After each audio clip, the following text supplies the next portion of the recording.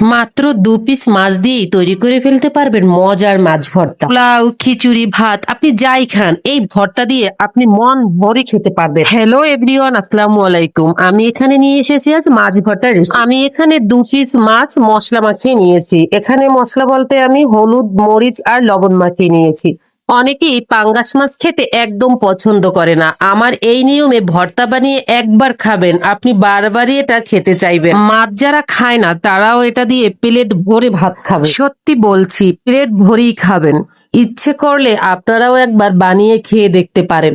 সত্যি আমার কথা নিশ্চয়ই মনে করবেন। মাছ থেকে কাটা সরিয়ে নেব। পাঙ্গাস মাছে সাধারণত কাটা কম থাকে, তাই একদম ঝামেলা হয় না বললেই চলে। বাচ্চা থেকে বুড়ো অনেকেই বলবে পাঙ্গাস মাছ থেকে গন্ধ আসে, তাই খেতে পারি না।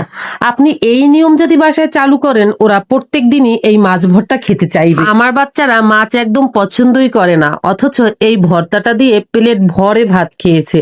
আর সেই ঘ্রাণটি আমি দিলাম, অবশ্যই আপনার বাচ্চারাও খাবে। এবারে আমি এখানে নিয়েছি কিছু পেঁয়াজ কাটা, আর পেঁয়াজের পরিমাণটা একটু বাড়িয়ে দিবেন। এবার দেব ধনিয়া পাতা, আর ধনিয়া পাতাটার জন্যই যেন স্বাদ দ্বিগুণ বেড়ে যায়।